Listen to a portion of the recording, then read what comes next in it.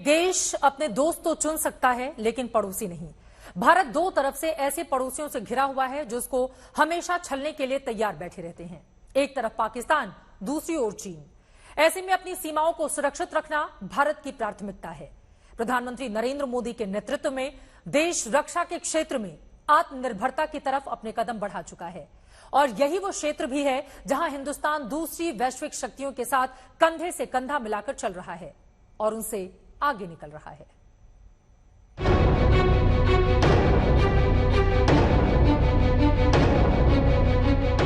सौगंध मुझे इस मिट्टी की, मैं देश नहीं मिटने दूंगा।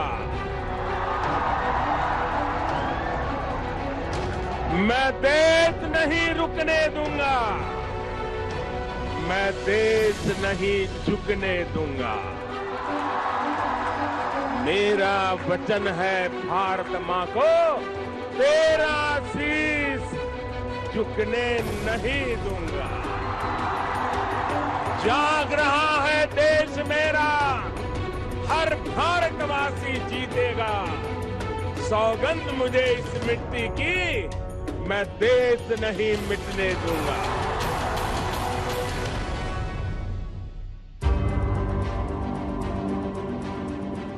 पीएम मोदी के कार्यकाल में जहां भारतीय सेना का आधुनिकीकरण हुआ है, तो वहीं रक्षा निर्माण के क्षेत्र में अभूतपूर्व निवेश किया गया है।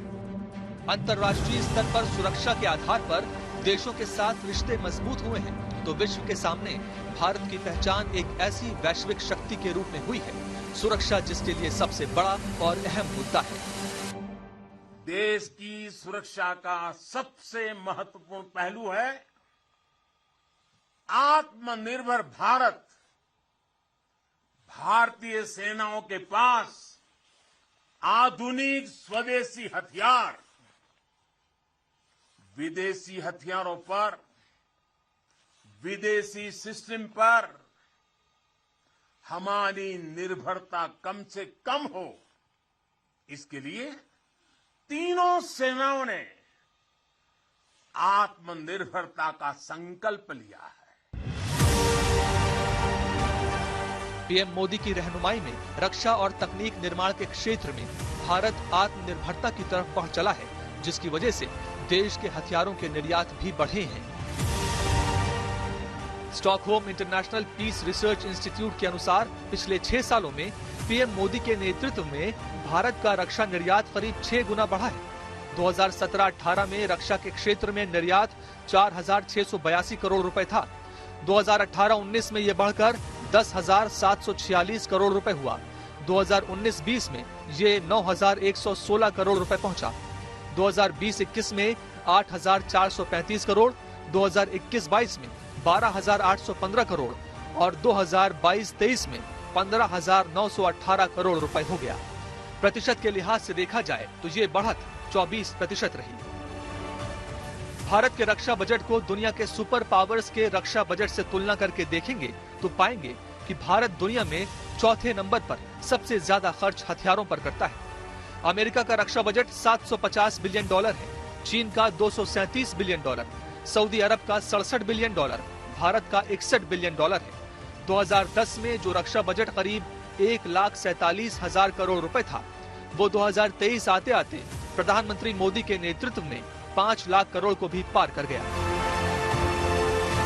ऐसे रक्षा उपकरण बनाए जा रहे हैं जो भारत अब बेच भी रहा है, वो विदेशों को भी दिए जा रहे हैं। मतलब जो अभी तक भारत खरीदता था चीजें, तो अब भारत ने दुनिया को बेचना भी शुरू किया है। ये एक बेहतर काम हुआ है। डीआरडीओ को जिस तरह से बहुत सारे सुविधाएं दी गई हैं, तो अनुसंधान क्षेत्र में मुझे लगता है ये बड़ी सफलता है। जहां तक सैनिकों की बात है, सैनिक हमारा हमेशा मजबूती से डटा रहा है और हमेशा जो है उसने आगे बढ़ करके दुश्मन का मुंह तोड़ जवाब दिया है। 2018 से 22 के बीच भारत हथियारों का सबसे बड़ा आयात करने वाला देश भी है।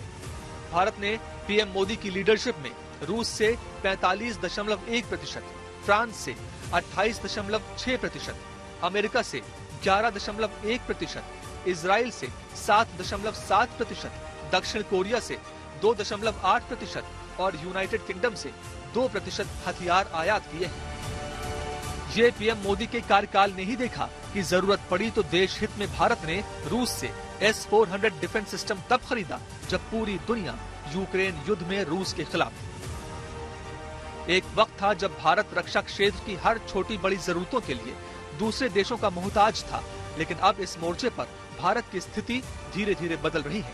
भारत कई हथियारों का देश में ही निर्माण कर रहा है। भारत धीरे धीरे रक्षा क्षेत्र में विदेशों से खरीद के मुकाबले घरेलू खरीद की हिस्सेदारी को बढ़ा रहा है। 2018-19 में घरेलू खरीद कुल खरीद का 54% था। ये आंकड़ा 2019 में बढ़कर 59% और 2020-21 में 64% हो गया। 2022-23 के लिए इसे 68% कर दिया गया। 2023-24 के लिए इसे 75% तक ले जाने का लक्ष्य रखा गया है।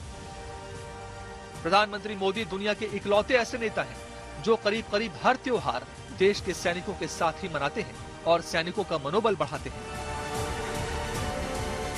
मेरे लिए तो वर्षों वर्ष से मेरा परिवार आप ही सब है। मेरी दीपावली की मिठास आपके बीच बढ़ जाती है। मेरी दीपावली का प्रकाश आपके बीच है। शायद ही विश्व का दूसरा कोई नेता होगा जो अपने सैनिकों के साथ ऐसा कनेक्ट रखता होगा।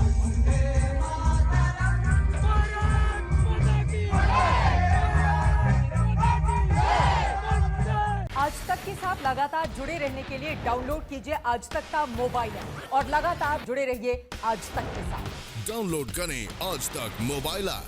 आज तक के साथ लगातार जुड़े रहने के लिए डाउनलोड कर लीजिए आज तक का मोबाइल ऐप। दिन भर की हर खबर से मेरे साथ रहिए खबरदार। डाउनलोड करें आज तक मोबाइल ऐप। इस समय पूरी दुनिया में लोग कंफ्यूज्ड हैं। वो समझ नहीं पा रहे हैं क्या सही है क्या गलत है, क्या सच है क्या झूठ है। और ये स्पष्टता हम आपको अपने इस नए शो में देंगे। सब कुछ ब्लैक एंड व्हाइट में बताएंगे। इस शो में मेरे बालों के अलावा कुछ ग्रे नहीं होगा। हर खबर ब्लैक एंड व्हाइट की तरह बिल्कुल स्पष्ट होगी। तमाम खबरों को देखने के लिए, पढ़ने के लिए आजतक.in पर जरूर जाएं और अब आप आज तक के ऐप को भी डाउनलोड कर सकते हैं। डाउनलोड करें आज तक मोबाइल ऐप। आज तक के साथ लगातार जुड़े रहने के लिए डाउनलोड कीजिए आज तक का मोबाइल ऐप और लगातार जुड़े रहिए आज तक के साथ। डाउनलोड करें आज तक मोबाइल ऐप। आज तक के साथ लगातार जुड़े रहने के लिए डाउनलोड कर लीजिए आज तक का मोबाइल ऐप। दिन भर की हर खबर से मेरे साथ रहिए खबरदार। डाउनलोड करें आज तक मोबाइल ऐप।